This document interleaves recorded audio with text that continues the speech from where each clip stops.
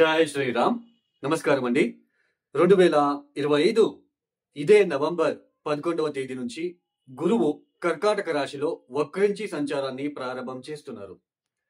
2025 November 11వ తేదీ నుంచి 2025 December 5వ తేదీ వరకు గురువు గారు కర్కాటక రాశిలో వక్రించి సంచారం చేస్తూ డిసెంబర్ 5వ తేదీ మిథున రాశికి వెళ్లి అక్కడ మళ్ళీ వక్రించి సంచారాన్ని ప్రారంభం చేస్తున్నారు. అంటే కర్కాటక రాశిలో వక్రించడం నవంబర్ 11వ తేదీ బిగిన్ అయితే 2026 మార్చి 11వ తేదీ మిథున రాశిలో వక్రత్యాగం చేస్తున్నారు. ఈ ఏదైతే వక్రి గురుగ్రహ సంచారం ఏదైతే ఉందో ఈ వక్రి గురుగ్రహ సంచారం వలన ద్వాదశ రాశి వాళ్ళకి ఎలాంటి ఫలితాలు రాబోతున్నాయి అని ఒక్కొక్క రాశి గురించి మనం తెలుసుకుంటూ వెళ్దాం. ముఖ్యంగా ఈ ఒక సంవత్సరంలో 2025 మే 14వ తేదీ గురువు గారు వృషభ రాశి నుంచి అంటే వృషభ రాశిని వదిలిపెట్టి మిథున రాశికి వచ్చి సంచారాన్ని ప్రారంభం చేశారు మే 14వ తేదీ. అయితే ఇక్కడ గురువు గారు ఒక రాశిలో సంచారాన్ని చేయడం అనేది అంటే ఒక రాశి నుంచి ఇంకొక రాశికి మారాలి అంటే ఒక సంవత్సరం టైం ఉంటుందండి. ఒక రాశిలో 30 డిగ్రీలు ఉంటుంది. ఆ 30 డిగ్రీల ప్రయాణాన్ని దాటివేయడానికి ఒక సంవత్సరం తీసుకోవాలి. అలాంటిది గురువు గారు ఈ 2025 సంవత్సరంలో అతిచార మార్గంలో తొందరగా 30 డిగ్రీలని కేవలం 5 మాసాలలోనే పూర్తి చేసుకొని నెక్స్ట్ హౌస్ కి రావడము, కర్కాటక రాశిలోకి ఎంట్రీ అవ్వడము, అక్కడ ఒక 20 డేస్ ఉండి మళ్ళీ అక్కడ వక్రించి వెనక్కి సంచారాన్ని చేస్తూ మళ్ళీ మిథునానికి వెళ్ళి మళ్ళీ అక్కడ వక్రించి సంచారం చేయడం అనేది ఇది చాలా అంతవరకు మనకు ఆల్రెడీ తెలుసు.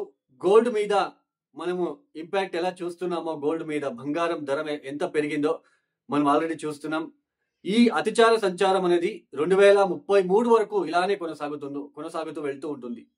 అంటే గురువు గారు 5 మాసాలకే నెక్స్ట్ హౌస్ కి రావడము, అక్కడ ఒక 20-25 డేస్ ఉండి మళ్ళా వక్రించడము, మళ్ళా 25 డేస్ తర్వాత వక్రిస్తూ వెనక్కి వెళ్ళడము. సో ఇలాంటిది 2033 వరకు ఉంటుంది. సో మనం ప్రాపంచిక ఆర్థిక వ్యవస్థ మీద కావచ్చు, గోల్డ్ మీద కావచ్చు ఎలా ఇంపాక్ట్ చూపించింది అనేది చూపిస్తా ఉంది అనేది మనం చూస్తున్నాం ఆల్రెడీ. అలానే చాలా రాశుల వాళ్ళు చాలా మంది మా రాశి అని అంటూ ఉంటారు. గురు బలము శని బలము ఏది వచ్చినా కూడా అది ఎండాకాలంలో వర్షం వచ్చి ఆగినట్టుగా ఉంటుంది. సమ్మర్ సీజన్ లో వర్షం వస్తే ఎక్కువ ఉపయోగం ఉండదు. అంటే మన జన్మ జాతకం కూడా చాలా ఇంపార్టెంట్. ఇప్పుడు గోచరంలో గురువు గారు వక్రిస్తున్నారు. సో కొన్ని రాశుల వాళ్ళకి గురుబలం తగ్గుతుంది, కొన్ని రాశుల వాళ్ళకి గురుబలం పెరిగినప్పటికీ వక్రించడం అనేది అంతగా మంచిది కాదు. అలానే మీ దశాభుక్తి ఏం జరుగుతా ఉందో అది చాలా ఇంపార్టెంట్. ఆ దశాభుక్తి ఎలా మనకి ఉంటుందో దాని మీద ఫలితాలు అనేది ఎక్కువగా ఉంటుంది, ఎక్కువ శాతం ఉంటుంది. రాశి ఫలితాలు అనేది గోచారంలో జరుగుతున్న ఒక ప్లానెటరీ ట్రాన్సిషన్ వలన మాత్రమే మనం చెప్పుకుంటున్నాం. ఇక్కడ ఎవరి ఇండివిజువల్ జాతకం కూడా నేను ఇక్కడ చెప్పడం లేదు. ఓన్లీ గోచారంలో ఈ ఒక గ్రహాల స్థితిగతుల ఒక ఏదైతే ఉంటుందో గ్రహాల మార్పులు, వక్రించడము, వీటి వలన ఏర్పడే ఇబ్బందులు కావచ్చు, పాజిటివ్ కావచ్చు, అది చెప్పుకుంటున్నాం. ఒక్కొక్క రాశిలో లక్షల మంది ఉంటారు, అందరికీ ఒకే ఫలితాలు ఉండవు, ఇది గుర్తుపెట్టుకోండి. ఇక అలానే ఒక ప్లానెట్ ఒక ఇంటి నుంచి ఇంకొక ఇంటికి అంటే ఒక రాశి నుంచి ఇంకొక రాశికి మారినప్పుడు అష్టకవర్గ బిందువులు ఎన్ని ఇచ్చారో ఆ హౌస్ కి అనేది కూడా మనం చూసుకోవాలి, లేదంటే మనకి ఫలితాలు అర్థం కాదు. ఇక ఒక రాశి గురించి మనము చెప్పుకుంటూ వెళ్దాం. వృషభ రాశి. ఈ వృషభ రాశి వాళ్ళకి 2025 మే 14వ తేదీ ఎప్పుడైతే గురువు గారు మిథునానికి సంచారాన్ని ప్రారంభం చేశారో అంటే ద్వితీయ స్థానం వృషభ రాశి నుంచి ద్వితీయ స్థానానికి ఎప్పుడైతే గురువు గారి ఒక ప్రవేశం జరిగిందో అప్పటి నుంచి కొంచెం ఆర్థికంగా అభివృద్ధి చూడడం లాంటిది, ఉద్యోగపరంగా కొంచెం అభివృద్ధి చూడడం లాంటిది, ఈ మ్యారేజ్ కి సంబంధించిన విషయాలలో పెళ్లి చూపులు, మ్యారేజ్ ఫిక్స్ అవడము, ఇలాంటివన్నీ కొంచెం పాజిటివ్ గా జరిగి ఉండడానికి ఛాన్సెస్ మీరు చూస్తూ వస్తున్నారు.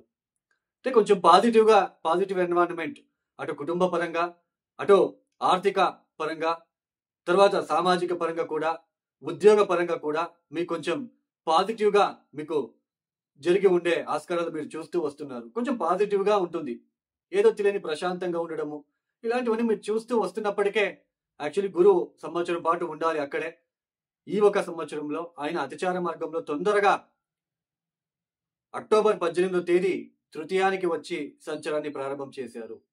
ఇక్కడ అంటే ఎప్పుడైతే ఆయన తృతీయానికి అంటే కర్కాటక రాశిలోకి అడుగు పెట్టారో అప్పటి నుంచి మళ్ళీ ఎక్కడో ఒక చోట ఆర్థిక పరంగా కొంచెం కొంచెం ఇబ్బందిగా అనిపించడానికి, అలానే ఏదో ఒక పనికి ఎఫర్ట్ ఎక్కువ పెట్టడం లాంటిది, తరచూ ఆ పని కోసం ఎక్కువ కమ్యూనికేషన్ మీరు వాళ్ళతో సంప్రదించాల్సిన ఒక ప్రమేయం ఏర్పడము, ఇలాంటివన్నీ మీకు ఈ మొన్న అక్టోబర్ 18 నుంచి మీరు చూస్తూ ఉండడానికి ఛాన్సెస్ కనిపిస్తూ ఉంటుంది.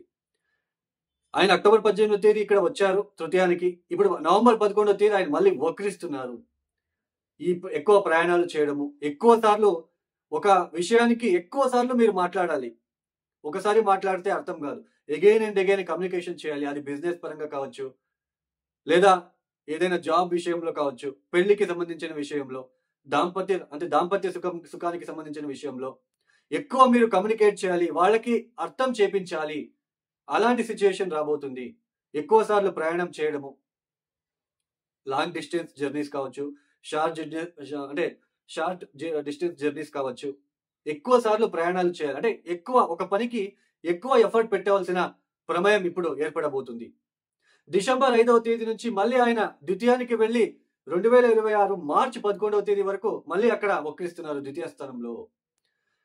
ఎగైన్ ఇక్కడ కౌటుంబిక పరంగా అడ్జస్ట్మెంట్, అలానే సడన్ గా కౌటుంబిక పరంగా ఏదో ఖర్చులు పెరగడము, డబ్బులు ఎక్కువ ఖర్చు చేయాల్సిన ప్రమేయము, వేళకు సరిగ్గా భోజనం చేయలేకపోవడము, అలానే మీ మాట తీరి అంటే మీ వే ఆఫ్ కమ్యూనికేషన్ ఇతరులకి నచ్చకపోవడము, ఇలాంటివన్నీ మీరు చూడవలసిన ప్రమేయం డిసెంబర్ 5వ తేదీ నుంచి ఏర్పడబోతుంది.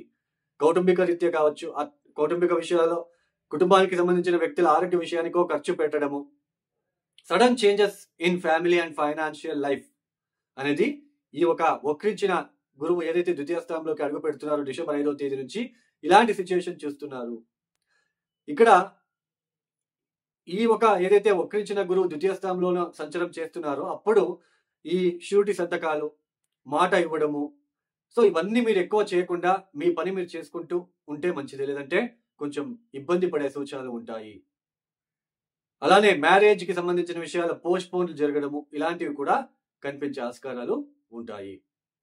ఈ వృషభ రాశి వాళ్ళు తప్పనిసరిగా విష్ణు ఆరాధన, విష్ణు సహస్రనామం ప్రతిరోజు వినడము, పొద్దున్నే లేచి స్నానం తర్వాత వినడము, అలానే శనగగుగ్గలని గురువారం బుధవారం కొంచెం ఈ గణపతి ఆలయంలో వచ్చిన భక్తులకి పంచిపెట్టడానికి ప్రయత్నాలు చేయండి.